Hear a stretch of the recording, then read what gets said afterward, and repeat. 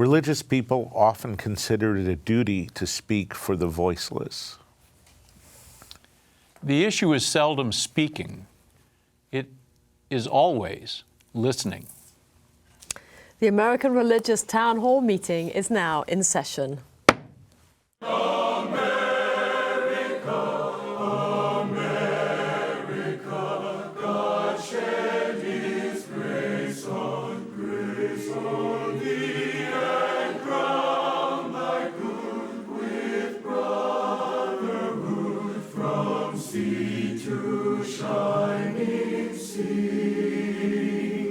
Welcome, friends, to the American Religious Town Hall meeting, where the discussion of religious, political, and social issues is meant to promote the cause of religious freedom and to help us better understand each other.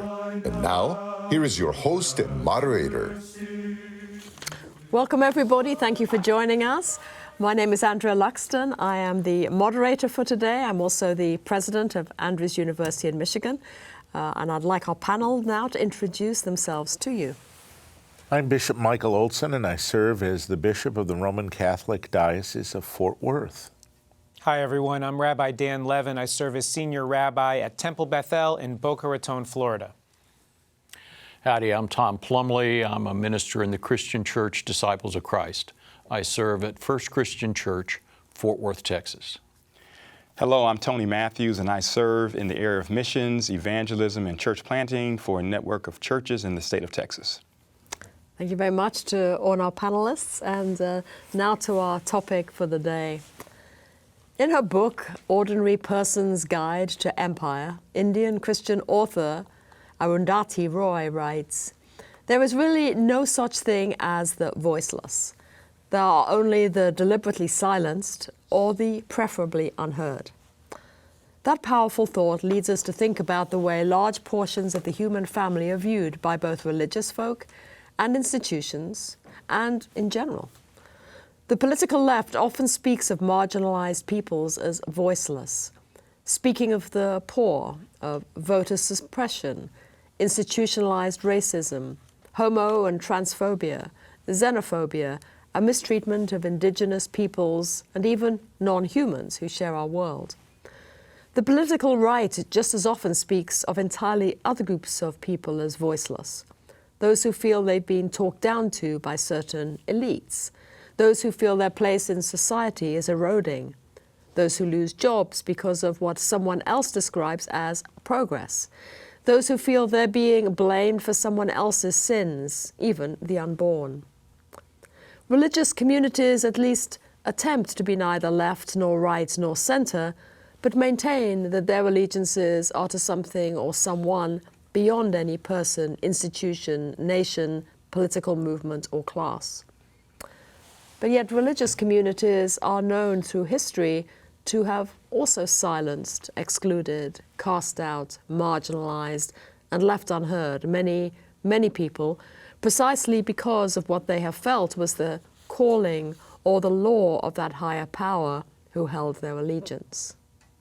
So let's talk about that. Seemingly everyone feels they are giving voice to someone they call voiceless. Nevertheless, how exactly does that work? So questions for our panelists. Can one truly ever speak for someone else? When one tries to speak for someone else who is being silenced, is anyone being relegated to the category of preferably unheard? Or do we sometimes draw false equivalences when we compare the hurts of one group to those of another? Back to our panelists for a conversation. I think it is a very, very important topic. I think that involves a lot more nuance than it first meets the eye. I think religious people do feel a responsibility to speak for the voiceless, and sometimes that can take on if you will, kind of a paternalistic and a presumptuous approach that turns into moralizing. On the other hand, you know, I think when somebody does that, I think they're trying to speak in place of the voiceless. When I think also there's an element of religious identity and mission that requires us to listen to the voiceless and also to speak, to say, hey, have we heard from this group? But also then, besides having a voice, I think we also have to discern several things. First of all, well, what do we talk about and what is the substance of what we're saying?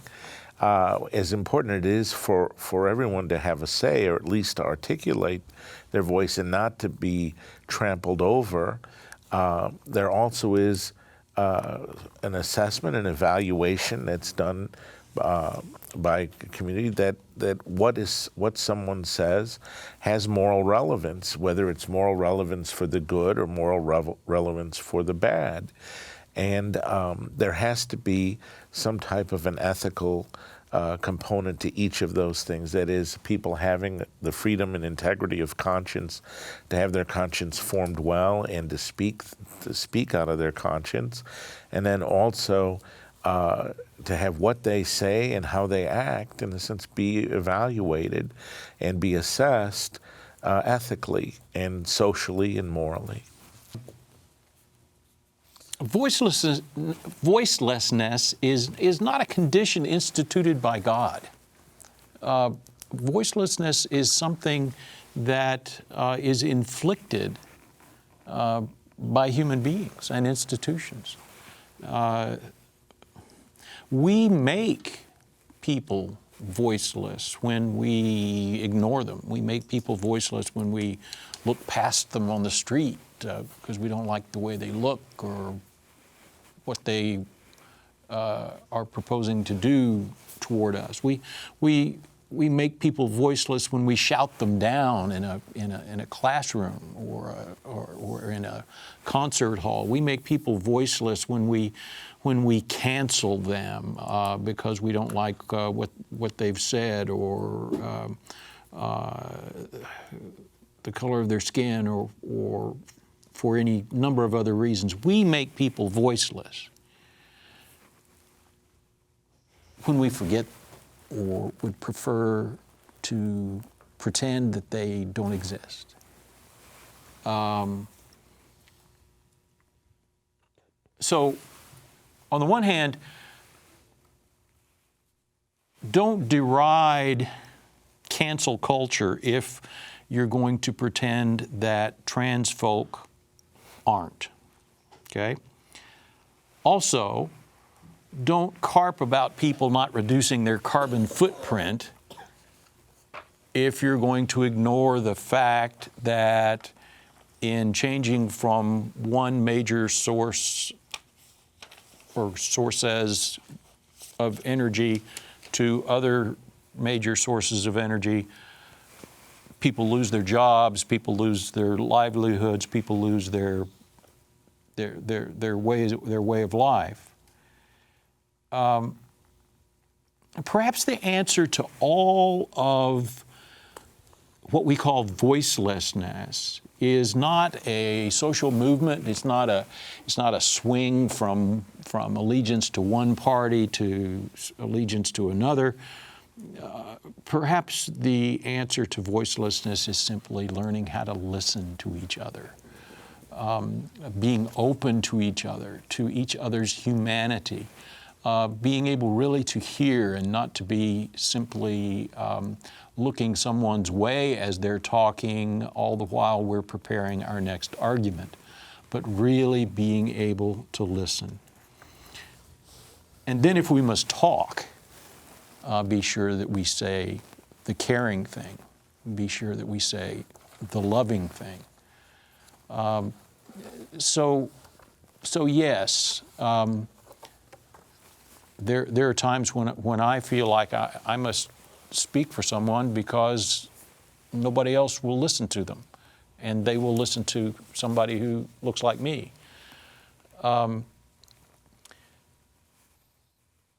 yet, I cannot pretend that I speak for them. And I must quickly find a way to help them find their voice. It's interesting that you talk about that. I'm reminded of so many times when I'm with a family at a funeral and they say, "Rabbi, will you read this for me?" because it's going to be too hard for me to say this. And I give them a pushback. I said, no, I would rather you read it. I think the congregation needs to hear your story in your voice. And I think that so much of who we are is about recognizing that I only get to speak for one person, which is me. I only know my experience.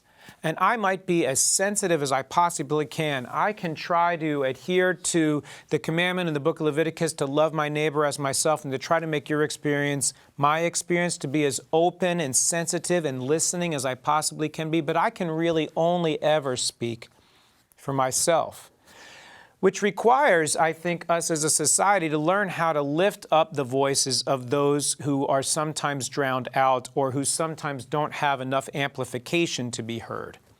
I'm reminded, if you read the book of Exodus, chapter 19, Moses says, be ready for the third day, don't go near a woman. Well, clearly from that sentence, we know that Moses isn't talking to the women. Moses is talking to the fellas. And the Jewish theologian Judith Plaskow writes about the fact that for centuries, because men dominated the public space and women were in the private space, we don't know women's stories. We don't hear women's narrative. And so we are much better served by making room in the core for those whose voices are not always heard, whose stories are not always told. There was so often the case that marginalized people or oppressed people couldn't get their voices heard, couldn't get their narratives told. They were made to be illiterate. They were told they weren't allowed to write or to speak. Their voices were not allowed to be broadcast. And so Brené Brown says that narrative is data with a soul. And we need to make room in our society for narratives that we're not used to hearing. And in some ways, that might be not speaking for others or pretending to know another's experience, but getting out of the way and giving the podium over or giving the microphone or the amplifier over to someone who's not used to being heard. The last thing I'll say is I remember we took our teens away to do team problem-solving exercises. And the facilitator would give them a difficult problem to solve, and they would fail. And then they would have to go. And it was always certain kids that would have the bigger voice. Oh, we got to do it this way, we got to do it this way. And there were always kids that wouldn't offer an opinion. And the facilitator made them sit in a circle and learn a skill he called sounding off, which meant that you had to sit and listen till everybody who wanted to offer an idea offered it. And in fact, he made everyone in the circle offer an idea. And the idea that was most often the most constructive was in the person who didn't have the temerity to raise her voice, who didn't have the capacity to say what he thought. And when we make room for everyone to sound off, we get a much better and more full piece of wisdom than we wouldn't have had if we hadn't heard those voices. Yeah, wow. Appreciate all the comments. I'm going to move this, I think, slightly in a different area. Perhaps it's similar. I think about my ancestors, and there was a time when we didn't have a voice, voting. We didn't have a voice in the market square, and someone had to speak for us and stand up for us from a political standpoint, and even, just from a moral standpoint with all the atrocities that happened with Black Americans in history. And so whenever I hear about standing up and speaking for those without a voice, it means a lot to me. Proverbs 31:8, open your mouth for the mute, for the rights of all the unfortunate. That's what the scripture says. And a concern that I have, and I've had it for a number of years, is with the entire cancel culture. And I'm keeping this in the context of Black Americans now, because, we are not a monolithic block. We have Blacks who are independent thinkers. And when I see individuals in the culture trying to cancel perhaps a Black conservative voice because they don't like what he or she said, it's painful because we need, we need all these ships to sail for our voices to be heard. So I just I think everyone needs to be heard, and we need to stand up and speak out. And you take the defunding the police matter. There were blacks on, well, most blacks didn't like that, you know what I'm saying? And then we had people out there who were saying they were speaking on behalf of the black community when a lot of blacks they weren't for defunding the police. And so I think we have to be real careful and just know that we are independent thinkers, and that's a beautiful thing to have different opinions and people who have different points of view. I'd like to kind of push a little bit further based on some of the statements I made in the beginning. What if the voice that's not being heard is a voice that we think is actually putting down other voices? Right. Do they still have the right for their voice? I think so. Within the public square, as long as the freedom to object is there. It must be recognized, however, that some voices are given greater weight simply because of who they are, and therefore sometimes it is unfair. And someone in a position of that kind of responsibility, that kind of power, has responsibility to modulate their own voice to make sure that they're not keeping someone else from speaking. That is where we so often have fallen short. I think also something that we spoke about a few weeks ago was what happens when a voice is violent. And I think that the time to silence a voice is when that voice itself is violent or is inciting other people to violence. Those are moments when we need to be very careful about allowing for voices to be heard. I think an assessment of the violence of the voice, of what they're saying, has to be the measure by which you assess that, though, because I think that we've seen that claim be justified to shout people down, even in the university discourse. I mean, we see the recent the Ivy League school with their law students shouting down somebody who they refused to let speak because they said they were guilty of hate speech, and they really weren't. They were articulating a conservative understanding of political life. I think also I come from a tradition that very much sees marriage as an integrity, which is one man, one woman, open to permanence, open to God's gift of children, and then also exclusivity, fidelity in that sense. And there are some that would consider that to be hate speech or use that as an excuse to shout us down.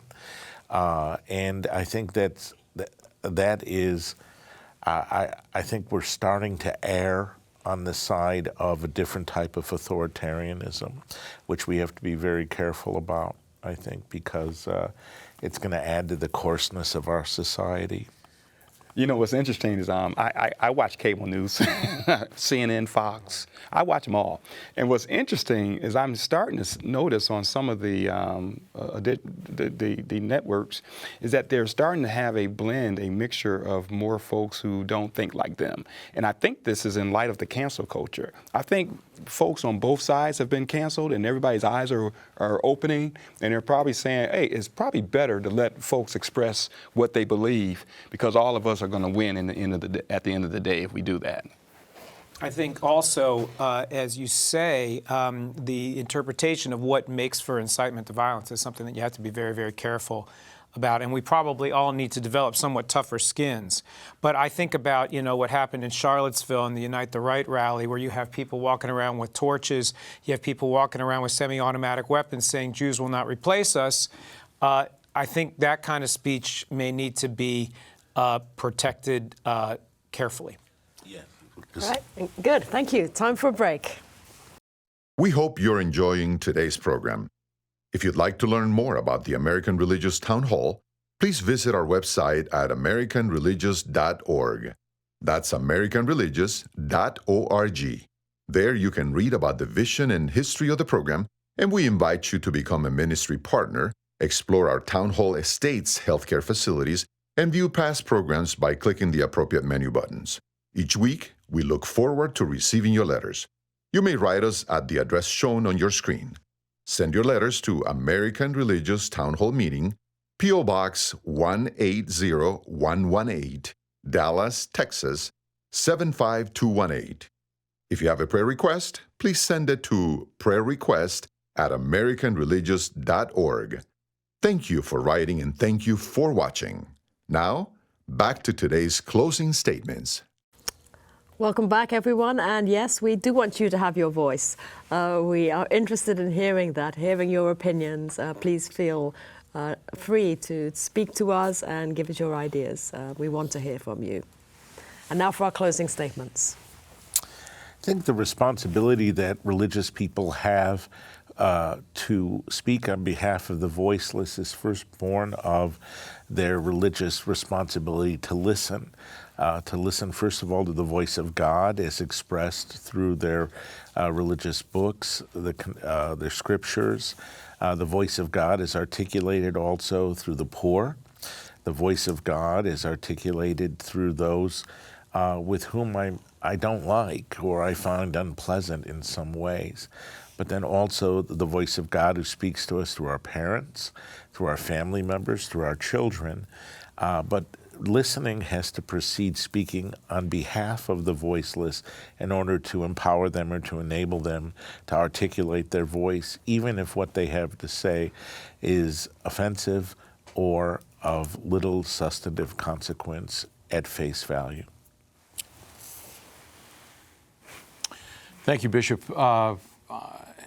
I want us to concentrate on what I said at the very beginning, that we need to speak less often and listen more. That when we do speak, that we use the language of care, that we use the language of love. I think that we need to understand our own selves. We need to know who we are, and I need to understand who I am as a straight, white, male American relative to other people in the world, and approach the conversation then with humility and with an understanding of my own limitations and blind spots. That helps all of us to communicate better and to stay away from and to avoid arrogance and the sort of hurtful speech that we so often hear in the public square. Yeah, and religious people often consider it a duty to speak for the voiceless. I agree with that, and I also agree that we need to listen. And I hope that we all can learn how to disagree with grace and unity, or dignity, grace and dignity. I think it's a great witness to be able to have friendships and relationships with people with whom you have a different ideology. I think that's a great testimony to the world when they could see people who totally disagree, and yet they have a really good, strong relationship. And we've seen too many families, and especially with COVID and the last political election, families have divided, marriages have split, friendships have been broken, simply because people don't learn to, or have not learned to listen and to disagree with some grace and dignity. I think in addition to all of those really important thoughts, we have to do what in Hebrew tradition is called tzimtzum, which means self-contraction. It means we need to get ourselves out of the way so that we can make room for the other. I think about the Supreme Court and how much better American jurisprudence was when they said, you know what, we should let Brandeis on the court because it would be good for us to have a Jewish perspective. How much better the court was when Thurgood Marshall became a justice, because now we have someone on the court who can speak from his experience as a black man. When the court brought on Sandra Day O'Connor, who was someone who could speak from the perspective of a woman. And we've seen that in so many different cases, including most recently with the incoming Justice, Ketanji Brown Jackson, who can speak on the court from her experience as a black woman. And I think that the more that we allow for different voices to sit around the table and speak exactly as you said, with dignity and respect in the way that we do around this table, we find that we are all elevated by that discourse in understanding and wisdom. Great, thank you very much. You know, I was sitting here listening to you and thinking, as an educator, and you know, how many times I've heard in conversations around in a university setting the phrase, there's no point saying what I think because no one's going to listen to me anyway. And you say, well, how do you know? I mean, if you don't speak, how do you know no one's going to listen to you? But I think that comes from a place often of a feeling of not feeling that a person, feeling not that they're not going to be valued. And so I think this whole sense of giving people voice comes back down to how do we create an environment which helps people feel that they can speak. And I think we got to that a little bit as well. I think that has got to be the basis of it. Because I think people do feel intimidated. Someone speaks, they have a strong opinion, and people feel intimidated, and their voice becomes muted. How do we, so maybe the question is not how do we speak, should we be speaking for the voiceless, but how do we give the voiceless a voice? Maybe that is something that we need to consider as we go forward on this. So to all of you at home, I hope we've left you with some new thoughts about how you approach using your voice and helping others use their voice. The Charter of the American Religious Town Hall provides that Roman Catholics, Protestants, Jews, educators, and others may appear on this program and can declare their beliefs without hesitancy, and the rest of the members of the panel will uphold and guarantee that American rights to all who will appear, irrespective of race or creed, so that the rest of the world can see that here in America we believe in civil and religious freedom, not only in theory but in reality. And so now, friends, until next week at the same time and over the very same channel, the American Religious Town Hall meeting stands adjourned. And may the God of all of us bless all of you.